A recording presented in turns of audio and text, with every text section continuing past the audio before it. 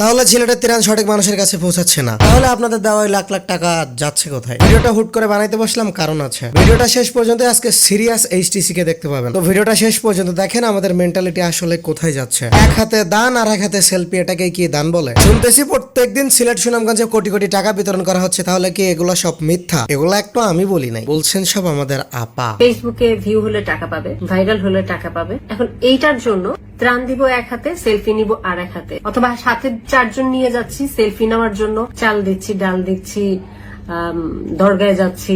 এইগুলা আসলে show off করার কিছু না। আচ্ছা আপু, আপনাকে উত্তর দেওয়ার আগে আপনার কাছে আমার একটা প্রশ্ন। মানলাম এগুলা সবই তরুণ প্রজন্ম তাদের শো অফের জন্য করতেছে। আপু, বন্যা তো আগেও আসছে, প্রাকৃতিক দুর্যোগ তো এই প্রথমবার না। তো যারা ভিকটিম বা ওই প্রাকৃতিক দুর্যোগে ক্ষতিগ্রস্ত, তাদেরকে সরকারের থেকে বেশি অনুদান দেওয়া হয়েছে, এরকম একটা দৃষ্টান্তকে দেখাইতে পারেন পিছনের বছরগুলোতে? শুধুমাত্র এইবার সম্ভব হয়েছে কেন জানেন? এই অনলাইন প্ল্যাটফর্মের জন্য। আপনি যেটাকে শো অফ বলতেছেন, এইটার জন্য। এই জায়গাটাকেও মানুষ ব্যবসায়িক স্বার্থে ব্যবহার করছে। এটা হুদা বিউটি মেকআপ প্যালেট না যে এটা শো অফ করে কোনো লাভ আছে। হ্যাঁ, এক হাতে দান আর এক হাতে সেলফি, এটা আমারও খারাপ লাগে। কিন্তু এই টাকাটা ওই সেলফি যে ব্যক্তিটা তুলতেছেন তার ব্যক্তিগত টাকা, নাকি এই টাকাটা অন্য কোথাও থেকে আসতেছে? ওই ব্যক্তিটা মানুষগুলোর কাছ থেকে টাকা নেওয়ার সময় তো আর মানুষের কাছ থেকে বনসই করে টাকা নেয় না যে এই টাকাগুলো অবশ্যই ব্যক্তিগুলোর কাছে পৌঁছে যাবে। তাহলে আমাদের এই যে কোটি কোটি অর্থ আমরা দান করেছি, এটা আসলে ওদের কাছে পৌঁছাইছে কিনা এটা আমরা কিভাবে বুঝবো যদি ওরা সেলফি না তোলে? গাইস, আমরা সবাই জানো কয়েকদিন আগে আমরা রোস্টার কমিউনিটি মিলে একটা দান করেছি সিলেটে, প্রায় 3.5 লাখ টাকার মতো সেখানে দান করা হয়েছে আমাদের পক্ষ থেকে। তোমাদের অ্যাডভান্স গেমিং অর্থাৎ আমার ছোট ভাই মুজাহিদ নিজে গেছিল সেখানে মুজাহিদ ছিল, গেমিং উইথ তানভীর ছিল এবং তাদের সমস্ত টিম ছিল। এখন মুজাহিদ ফোনে তো আমাকে বলতেছে, ভাই হ্যাঁ আমি টাকা ওদের কাছে পৌঁছাই দিছি, ওদের খাবার ওদের কাছে পৌঁছাই দিছি। এটা যদি তোমাদের এই ব্যাকগ্রাউন্ডে ভিডিও বানায় আমার কাছে না দিত আর আমি তোমাদের না দেখাইতাম, আমার ছোট ভাই আমাকে বলেছে, আমি বিশ্বাস করেছি, তোমরা কয়জন বিশ্বাস করতা?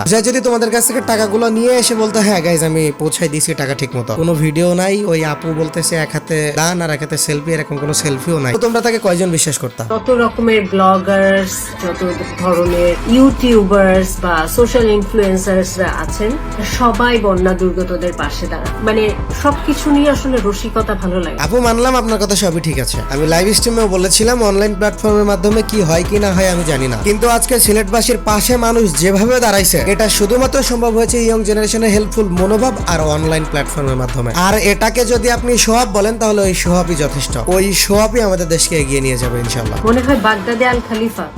দান করেন, সেটা আসলে সোশ্যাল মিডিয়াতে পোস্ট করতে হবে, কয় প্যাকেট বিরিয়ানি দিলাম, কয় প্যাকেট কি দিলাম। এই জায়গাটাকেও মানুষ ব্যবসায়িক স্বার্থে ব্যবহার করছে। আপু, ব্যবসার স্বার্থে ব্যবহার করছে কি না করছে আমি জানি না, কিন্তু এই তরুণ প্রজন্ম পানিতে নামছে বলে ওই মানুষগুলা খাবার পাচ্ছে। 3 দিন না খেয়ে থাকার কষ্ট বোঝেন। আর যদি আপনি ওই সিলেট সুনামগঞ্জবাসীর পরিস্থিতিতে থাকতেন, 3 দিন পেটে খাবার না যাইতো, তো আপনিও আপনার ঘরের জানলার পাশে দাঁড়িয়ে অপেক্ষা করতেন কখন ওই মানুষগুলো শো অফ করতে আসবে আর আমাকে একটু খাবার দিবে। আপনিও তখন আল্লাহর কাছে দোয়া করতেন শো অফ করার জন্য হইলেও, আল্লাহ কেউ তো আমার জন্য একটু খাবার নিয়ে আসুক। যার দান করার মানসিকতা থাকে সে এমনি দান করবে। আচ্ছা, সব মানলাম। এন্ড গাইস, তোমাদের কাছে আমার প্রশ্ন, আমরা সবাই বসে আছি সিলেট এবং সুনামগঞ্জবাসীর পাশে দাঁড়াইতে চাই, তাদেরকে টাকা এবং খাবার দিয়ে হেল্প করতে চাই, কিন্তু আমাদের প্রত্যেকের তো আর বাড়ি থেকে যে পসিবল না। আর ধরো আপুর ভাষায় যে মানুষগুলো সব করতেছে এই মানুষগুলো ওদের পাশে নাই, পানিতে নেমে দাঁড়াই নাই, তাহলে এখন আমরা এই টাকাগুলো কোথায় দিতাম, কার কাছে দিতাম? আপনার কাছে দিতাম। আপু, বর্তমান সমস্যা এমন, তুমি ভাইরাল হইতে চাও, তোমার কিচ্ছু করা লাগবে না, ভাইরাল একটা টপিকস ওঠাও, 2-1টা কথা বলে দাও, যা ইচ্ছা মন চাই তাই বলে দাও, নেগেটিভিটি খুঁজে বের করো, না থাকলে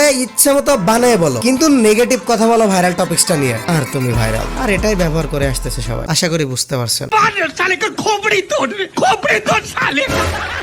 সো গাইস, আমার লাইভ স্ট্রিমে তোমরা যে টাকা দিয়েছিলে এবং তোমাদের সমস্ত অর্থ অ্যাডভান্স গেমিং এবং তার টিম সিলেটবাসীদের কাছে পৌঁছায় দিয়ে আসছে, এই তার ভিডিও। তোমাদের প্রত্যেকের আমানত সুন্দরভাবে তাদের কাছে পৌঁছায় দেওয়া হয়েছে, কিন্তু তোমরা সবাই জানো সিলেটের অবস্থা এখনো কিন্তু যথেষ্ট খারাপ। নিউজ চ্যানেলে যাই দেখাক না কেন, সুনামগঞ্জের এখনো কিছু কিছু জায়গায় নতুন করে পানি ঢুকতেছে। তো তোমরা সবাই জানো তোমাদের জুয়েল দা নুব গেমার ভাই এখন নিজে যাচ্ছেন সিলেটবাসীর পাশে দাঁড়ানোর জন্য। আমারও যাওয়ার কথা ছিল, কিন্তু তোমরা সবাই জানো আমার আম্মু একটু অসুস্থ, এজন্য আমার যাওয়া হচ্ছে না, কিন্তু তোমাদের জুয়েল দা নুব গেমার ভাই নিজে যাচ্ছেন, তারও টিম গঠন করা হয়েছে, সে সোমবার নাইটে ইনশাআল্লাহ বের হয়ে পড়বে। এখন তোমরা আমাদের পাশে যথেষ্ট ছিল, এখন তোমাদের জুয়েল দা নৌগেমার ভাইও যাচ্ছেন সেই সমস্ত মানুষের পাশে দাঁড়াইতে, তো তোমরা এখন চাইলে জুয়েল ভাইয়ের পাশেও একটু দাঁড়াইতে পারো। আর সে কেন দেরি করে যাচ্ছেন এবং হঠাৎ কেন তার মনে হলো যে সে নিজে যাবেন, সবকিছু উত্তর পাবো তার চ্যানেল। এবং সব থেকে বিগেস্ট একটা গুড নিউজ হলো তোমাদের জুয়েল দা নৌগেমার ভাই এই শুধুমাত্র সিলেটবাসীর পাশে দাঁড়ানোর জন্য হুট করে ফেস রিভিল করে দিয়েছেন। তার কিন্তু এভাবে ফেস রিভিল করার কথা ছিল না, তার 5 লাখ কমপ্লিট হলে খুব সুন্দরভাবে ফেস রিভিল করার কথা ছিল, তার ফেস রিভিল আর আমার ফেস রিভিল একসাথে হওয়ার কথা ছিল, কিন্তু সিলেটবাসীর এই করুণ অবস্থা দেখে সে নিজেকে কন্ট্রোল না করতে পেরে ক্যামেরার সামনে চলে আসে। তো আমি জানি তোমরা জুয়েল দা নুবগামার ভাইকে অনেকেই ভালোবাসো এবং সিলেট যাওয়ার পরিকল্পনা সহ তার ফেস্টিভ্যাল ভিডিও দেখার জন্য আমার ডেসক্রিপশন বক্সে এবং পিন কমেন্টে দেখা একটা লিংক আছে। ওই লিংকে ক্লিক করলে তোমরা জুয়েল দা নুবগামার ভাইয়ের ভিডিওতে চলে যেতে পারবা। ওখানে যে দেখে আসো আসলে তোমাদের জুয়েল দা নুবগামার ভাই কেমন ছিল এবং সিলেট এবং সুনামগঞ্জবাসীর পাশে দাঁড়ানোর জন্য সে কি কি পরিকল্পনা নিয়েছে। সত্যি আমি অবাক হয়ে গেছি যে ও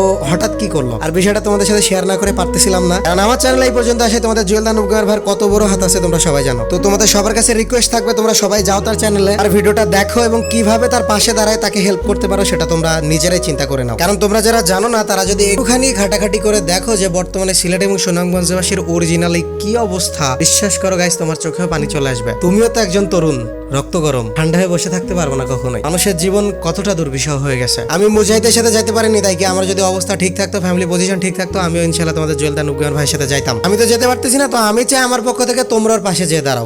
আজকের ভিডিওটা এই পর্যন্তই। জানি আজকের ভিডিওটা ধামাকাদার ছিল না, কারণ আজকের ভিডিওতে আমি অনেক সিরিয়াস ছিলাম, কারণ আপুর কথাগুলো সত্যি আমার কলিজায় লাগছে এবং হুট করে তোমাদের জুয়েল দা নুবগামার ভাইয়ের ফেস্টিভ্যালটা আমি সহ্য করতে পারি নাই, এজন্য হুট করে ভিডিওটা বানানো। ধামাকাদার ভিডিও ইনশাআল্লাহ কালকে আসবেন, ততক্ষণ ওয়েট করো। চ্যানেলে নতুন হয়ে থাকলে এক্ষুনি সাবস্ক্রাইব করো। আর হ্যাঁ, কালকের ভিডিওটা ব্যাপক ধামাকাদার হতে যাচ্ছে। কালকের ভিডিওতে আমরা এমন একজন মহিষী নারীকে নিয়ে কথা বলতে যাচ্ছি যার ভিডিও দেখার জন্য তোমরা সবাই ওয়েট করে থাকো। তো দেখা হচ্ছে নেক্সট ভিডিওতে। Till then take care, good by.